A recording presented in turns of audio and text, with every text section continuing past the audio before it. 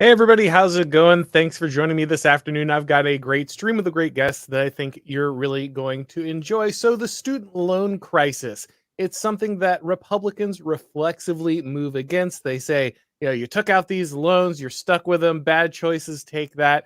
But I think there's a better strategy. I think there's a more winning narrative for the right on how to address this problem. And my guest today is somebody who I think has put together a very good answer to this question.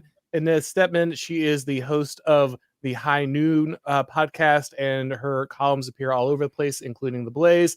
Thanks for coming on. Thanks for having me, and thanks for focusing on this issue. I know it's something the right, as you say, just usually sort of dismisses with a wave of the hand, but it has come back again and again. I think politically to bite us in the rear. Let's say rear. The fact that we don't pay attention to this issue the way that we should. Yeah, and you and I have talked a lot about the importance of patronage, understanding political maneuvers as not just a policy, progress or some kind of white paper somewhere, but something that's actually going to attack your opponent's base while also, helping you in the long run. And so I think that's also a critical part of this discussion. Guys, we're going to get into all that in just a minute, but before we do, let's hear from today's sponsor. Universities today aren't just neglecting real education, they're actively undermining it, and we can't let them get away with it. America was made for an educated and engaged citizenry. The Intercollegiate Studies Institute is here to help. ISI offers programs and opportunities for conservative students across the country. ISI understands that conservatives and right of center students feel isolated on college campuses and that you're often fighting for your own reputation, dignity, and future. Through ISI, you can learn about what Russell Kirk called the permanent things, the philosophical and political teachings that shaped and made Western civilization great. ISI offers many opportunities to jumpstart your career. They have fellowships at some of the nation's top conservative publications like National Review, The American Conservative, and The College Thinker. If you're a graduate student, ISI offers funding opportunities to sponsor the next great generation of college professors. Through ISI, you can work with conservative thinkers who are making a difference. Thinkers like Chris Rufo, who currently has an ISI researcher helping him with his book. But perhaps most importantly, ISI offers college students a community of people that can help them grow. If you're a college student, ISI can help you start a student organization or a student newspaper or meet other like-minded students at their various conferences and events. ISI is here to educate the next generation of great Americans. To learn more, go to isi.org. That's isi.org. All right. So, like I said, so many Republicans, their knee jerk reaction to bringing up this issue, the college loan crisis, is just saying, well, you signed up for it. It's $100,000 when you were 18. Clearly, you knew what you were doing. Now you should just be stuck with this forever. I think it should be pretty obvious to people why that's a losing argument just in general, but specifically with a bunch of people who are about to become pretty much your leadership class across the nation. But can you go into a little bit as to why this isn't the best move, the best approach for the right to have? Yeah, I mean, I think what it's missing, laying aside the political convenience for a moment, but in truth, what it's missing is that the current system and the requirement of taking out loans is in very, very many ways a leftist setup, right? It's a leftist patronage network, and we have made specific policy decisions over the last 60 or even 70 years that have given students, a very sort of Hobson's choice coming out of high school, right? The one route is for you to take out loans that are massively disproportionate now to the value of a degree. I think a lot of, if you did go to college in the 90s or the 80s or even in the early 2000s, the numbers have changed drastically in terms of the requirement of how much money you have to take out, also vis-a-vis the value of the degree, right? So that calculus has changed, and now you're entering the market oftentimes getting the same job that your father or your grandfather would have been able to get without a college degree with the same salary, except you're coming out with, 80, 90, $120,000 in debt that salary will not sustain that debt, right? So, but the other option is to, is not to get a college degree. And while we are, trying, and I think the right has tried from some time to beef up essentially routes to success or the middle class, that don't include this credentialing treadmill. The fact is, those routes are much more degraded than they were even in 1970 or 1980, right? So again, because we've put all of this taxpayer money and incentives, these are policy choices, right, in order to make this credentialing treadmill work. What we've done is created a glut, and everyone kind of knows this instinctively, a glut of people who went to college who have degrees, which has allowed employers to then use it as a threshold requirement. A lot of employers now are essentially using a college degree to make sure that you can pass a drug test, show up on time, and you'll learn some basics on the job. It's not connected to anything that you learn in college. And there's another piece we can get into this as we get into the more complicated and technical part of this as well, is that it would be a lot, cheaper and fairer in many ways to establish basic competency without people having to take out $80,000 to prove that they're like have some basic competencies for entry level jobs. Well, a lot of the other ways that employers would be testing for that kind of basic competency will be ruled having a disparate impact by the Yep. EEOC, right? So there's a civil rights law component to this that, for some reason, I mean, Gail Harriet, who's a fantastic scholar on the impact of the civil rights law and generally specifically, and has written about the EEOC. She says that basically it's totally arbitrary what the EEOC chooses to bar presumptively as racially discriminatory, right? Because almost every screening mechanism produces a disparate impact, right? Every single one you can think of, presumptively everything is illegal under the Civil Rights Act, but it's what the EEOC chooses and what it doesn't to actually look at. And so what they have looked at are, for example, screening tests, right?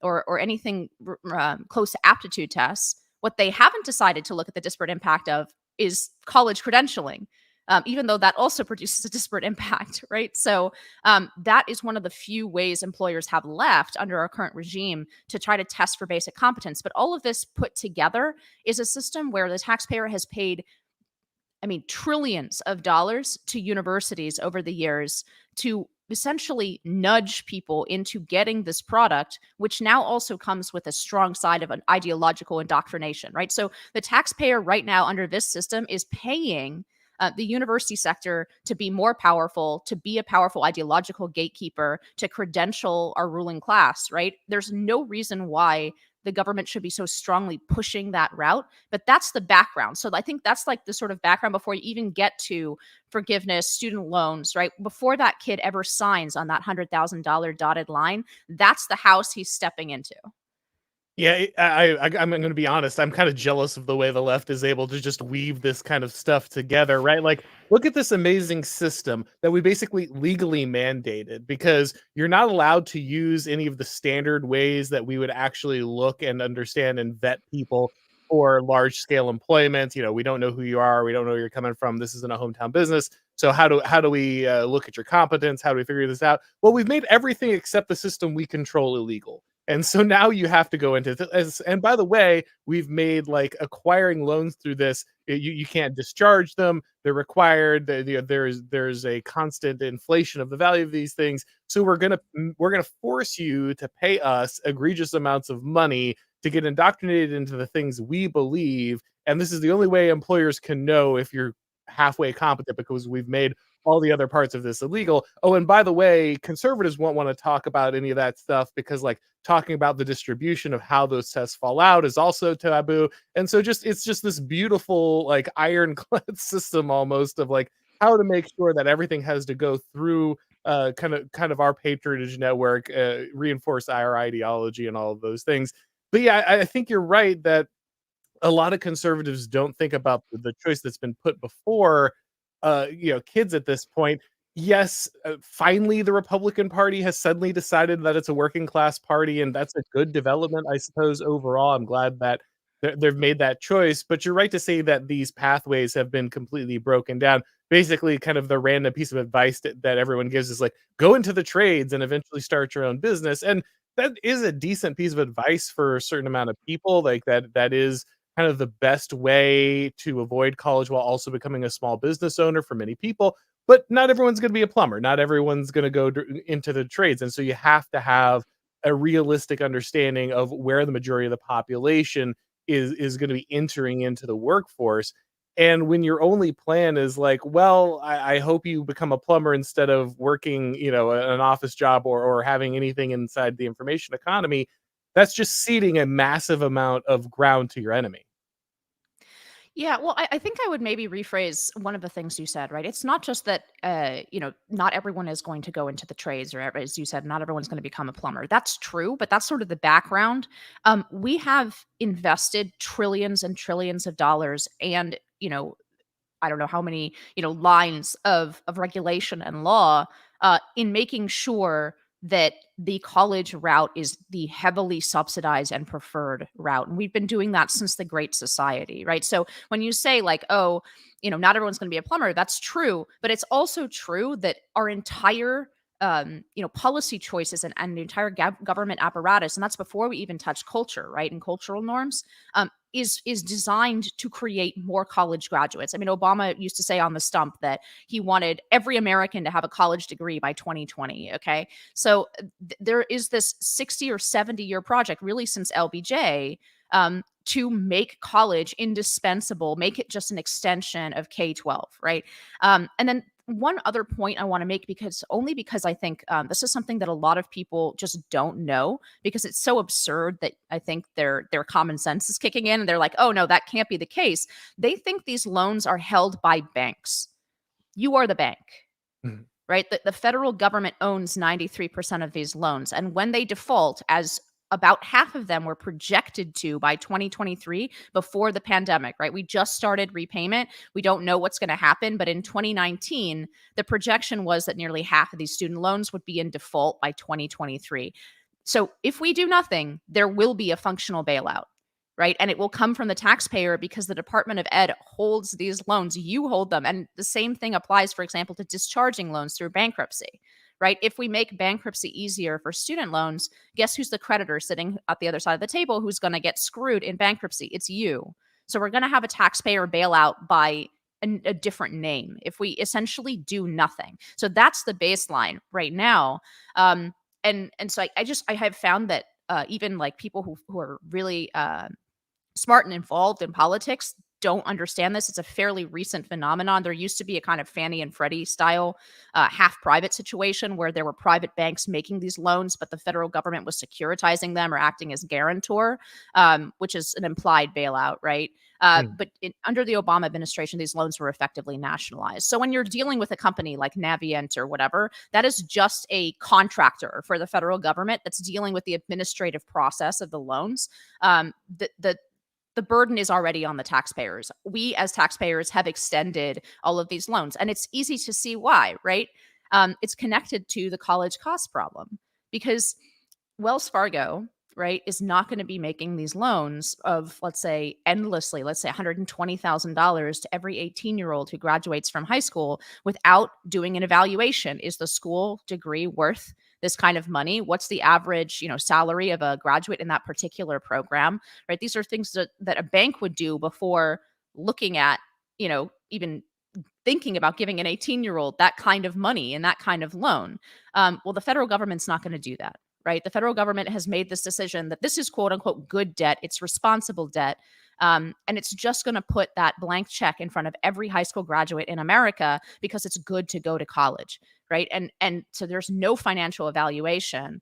And so like you can see how I think in any other context, we would call this very obviously identified as predatory lending, right? Where the universities get to send like glossy emails with those, perfectly diverse photos where like there's a kid in a wheelchair and a Hispanic kid, an Asian kid, a black, you know what I'm talking about, right? Burger King They Kids send those, Club, yeah, yeah. right. They send those glossy emails. They advertise trips abroad. They advertise their rock climbing walls and lazy rivers. They advertise how much fun it is to be on campus for 4 years.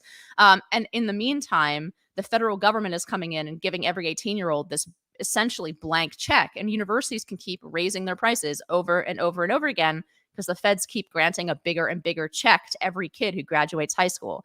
So you can see it's like a sort of predatory scheme. The universities have they have the incentive to admit as many people as possible, even if they're totally academically unqualified, which is why there's only a 60% graduation rate from four-year universities, but the six-year graduation rate is only 60%, right? So not just people who finished in 4 years, but people who finished in 6 years it's just over half, right?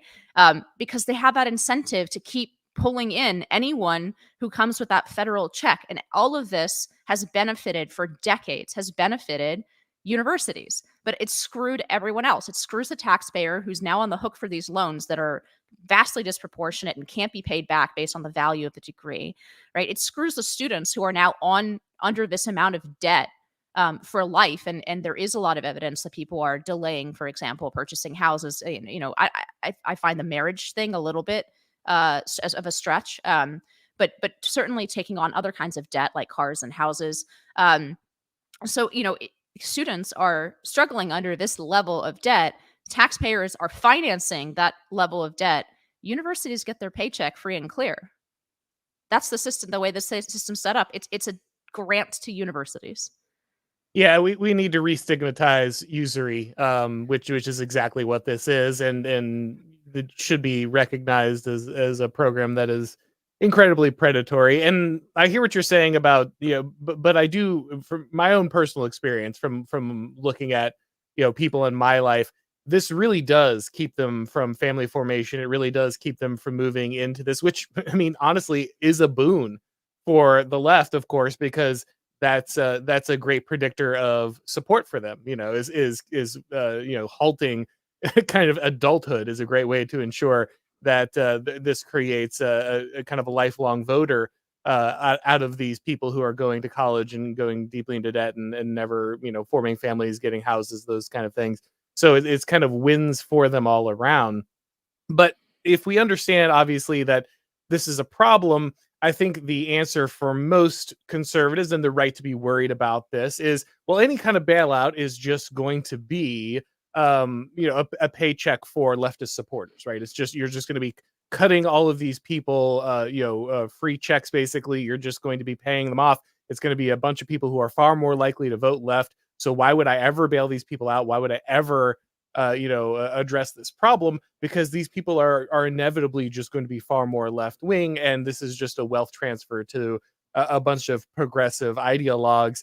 You've already addressed in some ways that this is going to be a bailout no matter what, so it has to be addressed. But what would you say to people who are like, no matter what we do, this is always just going to be a freebie to leftists? Yeah, so I think it's basically what you anticipated, which is the fact that this is going to happen if we do nothing, right? You're exactly right that this is, and I've written myself that this is a handout to Democratic constituencies. By some accounts, Biden's forgiveness plan, half the people who worked in his White House qualified for his forgiveness plan, right? So that's how close the nexus is between like bailing out essentially the professional managerial class who's really taking on an enormous amount of debt, but then having higher salaries. There are people who are in a much more legitimately struggling situation with this. So I mentioned the 60% graduation rate. The worst possible situation that you can be in, right, is that you have, let's say, the debt of 2 or 3 years of university, and then you drop out and you don't have that college degree. That's the worst possible situation. That's where a lot of these defaults are coming from. But generally, right, yes, I agree. This is sort of a grant to leftist constituencies. Why would we do this? And to me, it all comes down to who pays. So if we do nothing, we will pay. We, the taxpayer, and the majority of people who did not get a college degree, and all the people who ate ramen for 20 years to pay off their student loans, they're all going to pay if we do nothing. I explained why, just because we already hold these loans, and these loans are going to go into default, but also politically, because it continues to be a really salient issue for Democrats. There is a lot of evidence that their Democrat bump from young people in the midterms came from the announcement of that Biden forgiveness plan. It gets young people to the polls because it is an issue that impacts their pocketbook, right? So this is a huge political boon for Democrats. I think then the issue is who's going to pay for it and who's going to get the political benefit for solving this problem. I think the universities should pay for it. And that's the proposal that I've written, is essentially, yes, if this is going to be a bailout to Democratic constituencies, let's take it from the other Democratic constituencies, the universities that have benefited from this system that we've been talking about for the last 15 minutes, right? This system that has pumped trillions of dollars and forced people into this pipeline that is ideologically controlled by the left, and by the way has produced enormous benefits for universities. So there's been something like 21 million square feet of new construction in universities. The vast majority of it in the last couple of decades is not classroom use, meaning it's rock climbing walls. Like I said, it's gyms, it's ways to advertise to those 18-year-olds. They're in like sort of an amenities race. It's fancy dorms, et cetera, right? So, and universities have also used a lot of that money to expand their administrative roles. Speaking of patronage, right? The entire DEI departments, the fact that they can hire, 40 people for a small university, right, to run their DEI department, all at six-figure salaries. A lot of that comes from essentially wealth transfer from the federal government. That's the system that we live in under now. So I think it's just, even leaving aside politics, right? That the beneficiaries of this system for decades will pay the bill when it comes due. But there's an additional point here that I think is really important. If we go with the Biden plan, that was struck down by the Supreme Court for separation of powers reasons, let's say that Democrats pass that plan through Congress. If we go with that plan, in 4 years, the level of debt will be exactly the same as if we had never done it, right? This is a continuing rollover problem because the universities are able to raise tuition so far above inflation because all that free federal money is available. So think of it this way, right? The federal government says that they're going to loan students, $1,000 to go to college, right?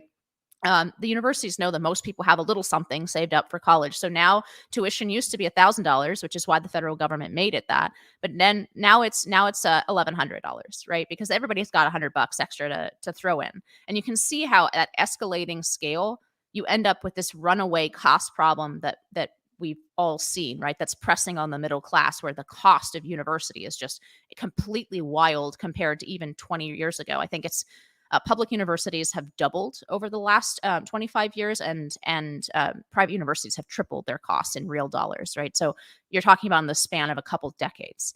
So that's what's enabled all of that. All of that cash fuel has gone into universities, right? And now they want to dump the bailout on the taxpayer when they've already been the recipient of all of these trillions of dollars. And by the way, Harvard and Yale have endowments that make them, somewhere in the middle of the pack of the top 10 hedge funds in the United States, right? So they're sitting on all this money that they've gotten very much not through the operation of the free market, but through essentially wealth transfers from the federal government. And this bailout will only make that cycle worse, right? Because then the expectation will be there'll be another bailout and another bailout and another bailout. And so what I've proposed is essentially making the universities responsible going forward. So using this to raise a tax on endowments and university property, which they're huge landowners, right? On property tax and endowments, to raise a pool that will pay for student loan forgiveness for the most struggling borrowers. And we can define that however we'd like. I think the Biden plan actually is not a terrible one in terms of the payout output, right? You fund a pool based on taxing universities and taking some of that wealth from them. And going forward, they know that if the student loan crisis becomes bad again, they're the ones funding the pool, not the taxpayers. It's connected. And so it creates an incentive going forward for them to actually admit people who are academically prepared, to actually, hold down their costs insofar as they're able to do that, and not just to continually raise prices, because they know if the student loan debt crisis becomes a crisis again, that they're the ones who are going to be on the hook for the bailout. Because right now, the assumption is that we're going to pay. So I think that's a really good incentive structure. You've got to have something that, like you said, is long term going to put a halt to this, and it's going to get these people to, think about the way that they're implementing their scaling costs. But I guess the question is there any appetite for this among the actual Republican Party? Right, like Will Chamberlain has been saying, seize the endowments for a long time now. But is there anyone in Congress? Is there anyone who you know is listening to this? Yeah, Republicans here raise taxes, and I'm sure somewhere their spirit leaves their body. But is there anyone who's actually thinking about how to implement this, about passing this kind of legislation? So, two things. One, yes, all the usual suspects might be interested, right? The sort of populist Republicans who let's say, are not going to immediately run for the hills when they hear a tax hike.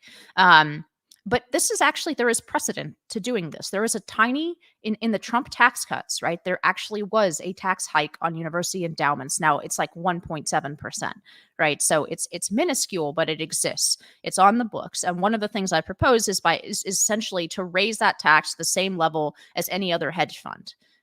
So there's a lot of and I'm sure there's a lot of work also for, I'm not a tax expert, but I've proposed a few in this white paper that's available over at iwf.org. It's under the heading Taxing Universities. I've proposed a few other things. There's money for states and property taxes, right? The University of California is the largest landowner in the state. And that's true in a lot of states where the largest landowner is the university pool. So I think there is a variety of ways to do this. I think there's some interest in doing it. A small version of it has already passed over the squeals of lobbyists from universities. And furthermore, I think there is some interest in doing this simply because there are even I've been surprised, and I can't, obviously I'm not going to reveal names or whatever, but I've had some interest from some quite moderate quite moderate Republicans, because I think they recognize this is politically going to happen one way or the other, and they'd like to have some control over it, and they'd like to not burn a giant hole in the federal budget. So one of the sort of travesties of all of this is that in the scoring in the federal budget, these loans are actually ranked as assets for the government. It's very much like the subprime mortgage crisis, right? These loans are bundled, and they're in the quote unquote black because people assume that there are going to be payments made on them that are just not going to be made by any sober-headed analysis. These payments are not going to be made, and so part of the problem is on the federal budget that quote unquote money, right, is paying for Obamacare. So I think there are some more moderate or more like Reaganite, sort of 80s style Republicans who realize that this is a financial gimmick, that this is going to, be a problem for the budgeting. It's going to be a problem for the deficit and the debt and everything else. And so some of those deficit hawks actually might be interested in this kind of proposal if they can wrap their mind around the idea of actually taxing, institutions that have been essentially have treated them and people who think like them as enemies for the last 70 years, right? People on the right have been complaining about universities being left-leaning since William F. Buckley wrote Gone a Man of Yale 70 years ago, and it's obviously only gotten worse since then. And what's happened since then is we've allowed essentially the Democrats and the left to build an enormous subsidization network to make universities incredibly powerful, both financially and also just as a matter of ideology. This is a policy choice. There used to be more of a varied elite in this country. It didn't used to be that the elite went through the same 10 schools. It used to be that there was more of a regional elite, and you'd get, you get scions of various different kinds of industries from different states, different cities, right? It wasn't so uniformly. They might have had sort of class interests in terms of taxes or something direct on their business, but you don't see this kind of cultural lockstep that we see now. And a lot of that has to do with the fact that, in order to get into the American elite, you have to go to the same handful of universities that are teaching the same handful of things that are super, super far left. That's not a natural situation. That's a situation we've created through law and through policy choices. And those policy choices can be undone. And that's what I'm proposing, is essentially take a step back, look at this. This is not a free market. It'll be talk directly to the free market side. I consider myself a free marketer. This is not the free market. It hasn't been for 70 years. You're talking about something that is closer to a utility already. In terms of the relationship between the government and the product. And what I'm suggesting is, you want to live by the sword, you're going to die by the sword. You want to be heavily subsidized and heavily regulated by the government and make your product practically mandatory for every 18-year-old graduate in America. Well, then you're going to have to pay for the consequences of your essentially malfeasance of raising tuition well beyond what the average middle class family can pay, and dumping debt onto people that has no relationship to the value of the degree that you're offering. You don't get it both ways. You don't get to cry free market when I'm interested in levying a tax for the problem that you've created, and then at the same time turn around and take massive subsidies in the form of federally backed student loans, and then just straight up grants from the feds. You don't get to play both sides of that fence. Yeah, but that game has worked so well for the left on multiple fronts, right? Like this is basically true of corporations and most of the kind of monolithic organizations that our managerial class kind of occupy. This is the game that's played so often that kind of keeps conservatives at bay. And let's be honest, conservatives have willingly bought into this. Like you said, they've been complaining about the university for over 70 years, but they really liked watching the sports team, and so they'll still send their money and their kids this stuff, kind of over and over It always again. amazes me the number of conservatives who are still writing big checks to their alma maters. That's still very much a thing, right? There are people writing checks to Harvard and Yale, even though they're like very rich people, right? They're donating, let's say, $100,000 to some Republican candidate, and then they'll turn around and donate $1 million to their university to put their name on the wall. And I'm like, how do you not understand that these two entities are at war with each other, right? Because And you they're are not funding really the at war enemy. with each other. That's kind of the problem. But sorry. Well, I mean, let's say forget about the particular candidate. I'm just saying these are people with conservative values who probably agree with a ton of what we've said on this program, but they still have that connection to the university that they went through. And I understand, it is like in some way it is part of civic society. These kinds of sort of civic functions, that the Friday night football game is a real American function that brings towns together, that brings people together. And universities did serve that purpose. But right now they are, and have been for a long time, incredibly aggressive political actors that are opposed to everything that you hold dear. And I don't that deep understanding really has to, I guess the friend enemy distinction really has to sink in, I think, not just for Republicans who are elected, who they have their own incentives, as you point out, but also for conservatives who simply are living in a time where universities, they might have been left wing and they might have had a few crazy professors, right? But they weren't this like essentially ideologically credentialing. They're credentialing political officers. They're graduating an army of HR officers to get you fired. There is no reason that you or a taxpayer's money should be supporting these ideological entities that are your enemies in the political battle. It is politically suicidal for Republicans to continue to, green light trillions of dollars in loans to these universities. And if they are going to green light those loans, then for sure we have the right to claw back to use the left's favorite, phrasing, right, to claw back some of that, our fair share of that public money, so that when their graduates need to be bailed out, it doesn't come from a mechanic in Ohio. It comes from Harvard and Yale. Do you think that there's any chance of shaming the left into adopting some of this? Obviously, they're going to recognize that this is an attack on, on their patronage system. I think it'd be a decent amount, but do you feel like the argument is compelling enough? You're like, okay, you guys want to do student loans forgiveness? Here's the way it gets done. I mean, do you think you can actually get them to fall for this? Because you're going to need to for this to actually pass through. So I don't think it's completely impossible. Also, this kind of tax is probably part of a larger budget negotiation, right? So it's not going to be negotiated in isolation. I think there are, to the extent that there's like sort of populism on the left. Bernie would never go for this, but some of his supporters might.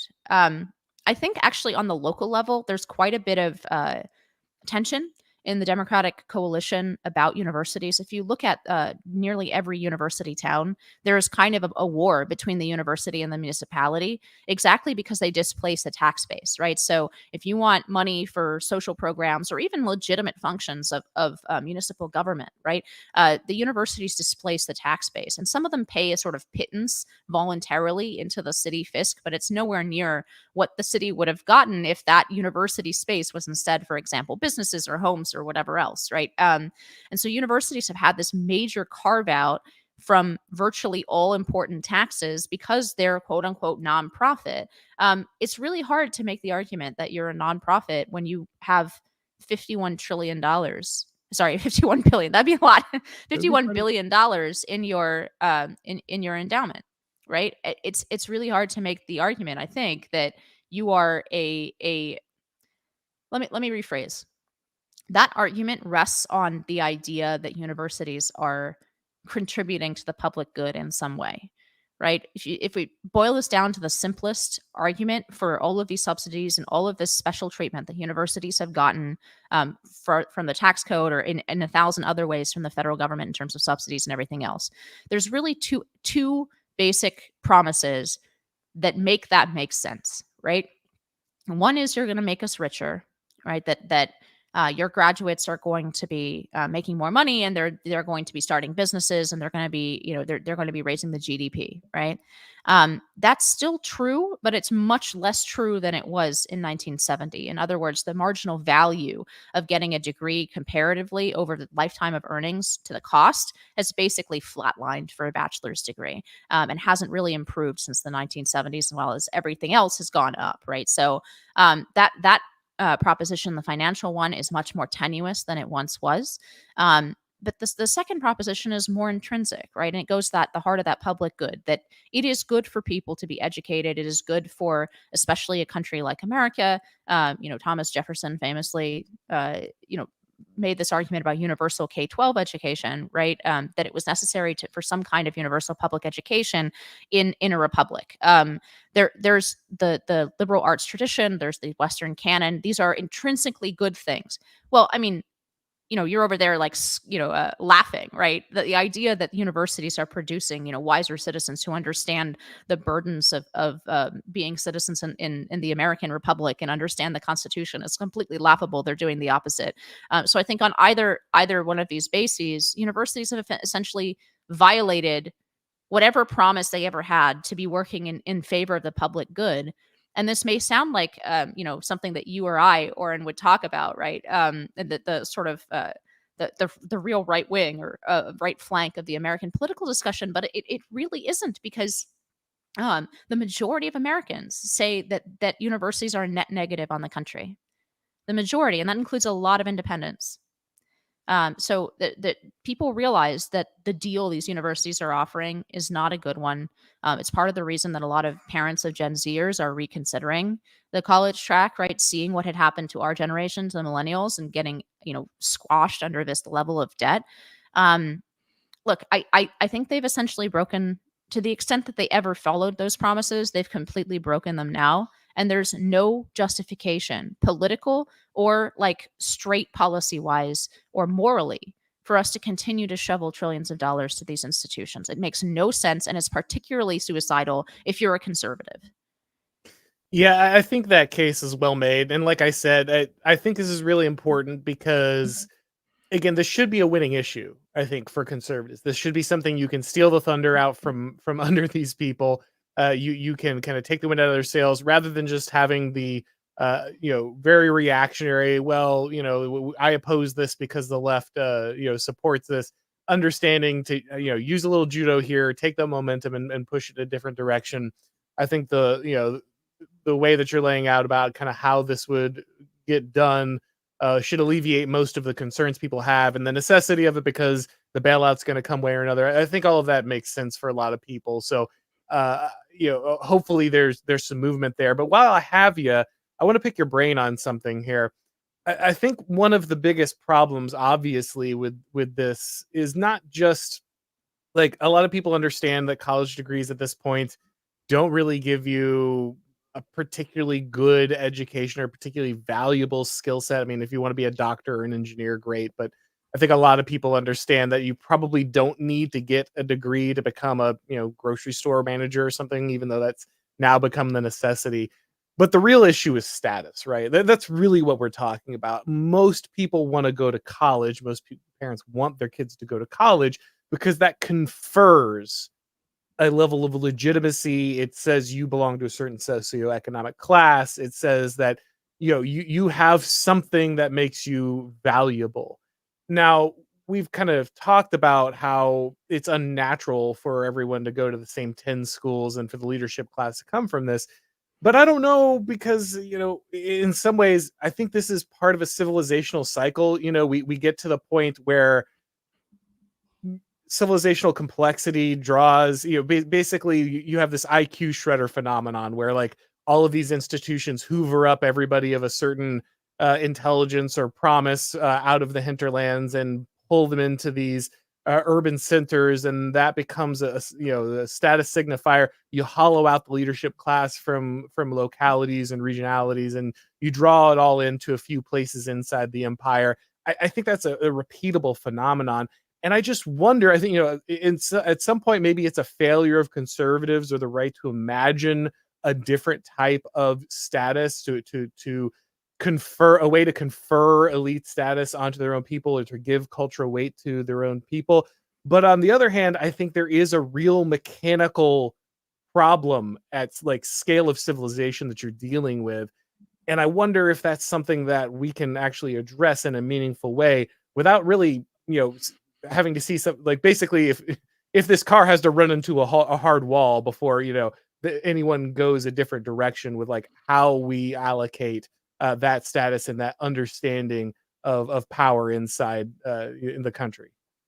So I think Spencer Clavin has a great article at the American Mind about this, where he talks about, I think status is somewhat misleading. It's honors, right? That the traditional, like the sort of ancient way we would talk about this is honors. What honors are bestowed on whom for what reason in a civilization is obviously important, always has been equally important, even as something like, for example, money, right? That now in a modern capitalist economy, they tend to go together, but not always, right? Think about, the honors of being like there are all kinds of highly honored positions that are not particularly well paid. I mean, teaching is one of them, right? So I think that's the more precise word. Look, the real benefit of going to Yale is that it's a bunch of already, for the most part, statistically already wealthy people's kids who are smart in a room together, who are going to go on to do great things. And it's really essentially a networking retreat for 4 years. Right. Right. There is no earthly reason for the taxpayer to subsidize that, is what I would say. Right. If that's exactly what, and I agree with you, I think that's largely what elite colleges are. These, like, essentially elite networking, grooming for success, and being around these other folks who have these same intelligence markers and same financial background. Which, by the way, the sensible reason for turning on the spigot during the Great Society to universities and to fund student loans was that bright kids from poor families should, of course, have the opportunity to go to the elite universities alongside the kids of the wealthy, who, if they qualify and they're smart enough and hardworking enough to do so. That was the basis on which LBJ sold this massive government sort of subsidy to through loans to universities, right? Today, versus when the Great Society programs first started passing, there's a smaller percentage of kids on campus who come from the lower half of the income spectrum than there was in 1970. So it's done the exact opposite. What it's done is escalated the cost to such a degree that the bright kids from poor families, particularly if they're white, as you well know, they don't get the boost of the diversity boost, right, in affirmative action. It's locked them out of university entirely, because the cost is just now so astronomical, and the debt you have to take on is so astronomical that you essentially have to be in the middle class, or really the upper middle class, to be able to even conceivably pay off that kind of debt. And so what it's done is it's locked bright, poor kids out of university. So the exact opposite of what they intended. But again, I will return to the idea, if we all acknowledge that these are, elite networking events, like, I feel about paying for that the exact same way as I feel about, the paying for Google buses, Yeah. right? There's no distinction. Or what is it? Vibe camp. Yeah, I mean, again, I'm totally with you. Like, obviously, like that you're preaching to the choir on the necessity of stripping this stuff out. I guess what I'm asking is, do you think that the right has a way to envision an alternative? Beyond, like, obviously we don't want to fund our enemies. Like, there's a way, because what you talked about was like the loss of regionality, right? Like the unnatural situation there. And I guess I'm just wondering, like, is it possible for there to be a devolution of this, you know, way in which we lay our honors on our citizens? Like, is there a way to return this to a place where, not just the money flowing in, but because let's be honest, the money's going to continue to flow in as long as every red state parent knows that their kid's only going to look like a aristocrat if they can get them into a blue university, right? Like that, like you're not going to be able to make the case, I think, for a lot of people at the end of the day. We strip this money out if they still think that that's the institution they've got to get their kid into for them to look like they are someone of, status or renown or honor. So a few answers there, and this is really in many ways the heart of the problem, right? Um, One, I do think, and this is sort of the black pilled answer. I do think that we have to make the shift from political opposition to political dissident, and understand that actually your kids will be locked out of certain things unless they're willing to mouth the shibboleths of the regime. Unless they're willing to participate in that ideological regime, they will be locked out of certain halls of power. It's a reality. Now, I hope that's not the reality forever, and I realize that it's like that's a hard thing to accept. But I do think that, so that's my background, sort of assumption in going in to talk about this. Now, what you're really talking about, and here I'm completely speculating when it comes to like sort of university policy. I have precise goals, and I've done, whatever, 10 years. I'm now flaunting the expert credentials, right? I've done more than a decade of sort of policy work and reading this legislation. So I feel very confident in saying, what we should do with regard to student loans, for example, but this is a different question. This is really a civilization level question, or at least a regime one. I think the answer has to do somewhat with recognizing what our economy actually produces, um, and recognizing how much of our actual GDP is, you know, BS, Yeah. right? And this is connected to the whole like Elon Musk. We talked about last time I was on. Elon Musk cutting 70% of the jobs at Twitter and still being able to run the company. Well, what is all of that fluff that he was cutting? What's all that fat? It's highly credentialed people who essentially have email jobs. At best, they do nothing and they don't add anything to the bottom line of the company. And at worst, they're sort of the ideological enforcement arm of within the private sector. And so I think part of the shift, if the conservative idea or the right wing sort of vision for returning America to more secure footing in terms of a nation itself, I think there's an understanding that we have to return to making things.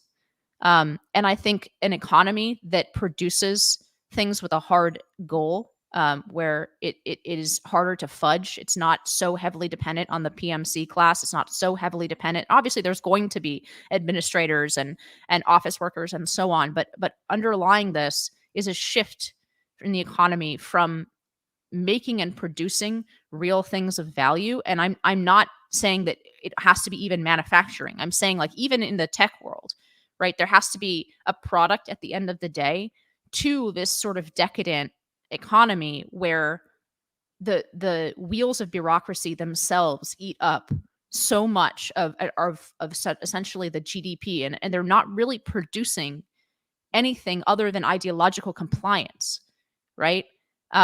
So I think the question you're asking is quite deep. In other words, how do we get from a society where because we are so wealthy, we can afford to essentially lay honors on people for no other reason other than they're probably smarter than average, and they say the right things that the regime likes. That, America's a rich country, and we can do that for a long time. But at the end of the day, we're going to find out that we're not producing real wealth underlying all of this fluff that's on top of it. And I think there is going to be somewhat of a reckoning, whether that comes in the form of, a war where we can't produce, we're no longer the arsenal of democracy that we were in World War II, right? Detroit is a crater in the ground, but in 1943, it outproduced a country of Italy, just one city, right? We're going to have to fuel at some point. We are going to slam into the reality of that. And I think this has to do a lot with that problem, is the fact that we can't afford to keep shoveling, trillions of dollars to universities to graduate people whose only skill is, being marginally intelligent and being able to name all 56 genders. Yeah, I think that's right. All right. So we're going to pivot over here. I got a question or two from the audience. But before we do, where should everybody look for your great work? Do you have anything coming up that people should keep an eye out for? Yeah, I'm really focused on this proposal just because people are paying their loans now for the first time in Yep. 3 years. So it's going to be back on the table in a real way. So you can find that proposal at Taxing Universities, which the name is at iwf.org. It's one of our policy focuses. I always want to say foci, but I think it's focuses. But it's a backgrounder. It's only about 3 pages long and like kind of wide space type, right? It's easy to read. I really want I want this proposal to circulate, not because my name is on it, but because I think it really could be a way out. Something that is popular, that allows Republicans to be granting the Jubilee. I mean, debt jubilees are the oldest trick in the populist book, I think. But really allows Republicans to seize the higher ground here, and allows us to drop this bill where it ought to belong, and coincidentally on the doorstep of people who hate us. So what is to dislike about it? Absolutely. All right, guys, make sure that you go ahead and check that out. Let's go over here real quick. Looks like we've got Skeptical Panda here for $5. I like Inez because she knows what part of the movie we're in. Stay based. I like that Absolutely. emoji. All right. The emoji of concern, is that like a hard? Yeah, I can't tell. It's a very ambiguous face. All right. Thanks, man. We appreciate it. All right. Let's see. I think that's everybody there. All right, guys. Well, thank you so much for coming by. And as always, a great time talking to you. Make sure that you're checking out her stuff, guys. And of course, if this is your first time on the channel, please make sure that you go ahead and subscribe. And of course, if you want to get these broadcasts as podcasts, make sure that you subscribe to our MacIntyre show on your favorite podcast platform. I'll see you guys later.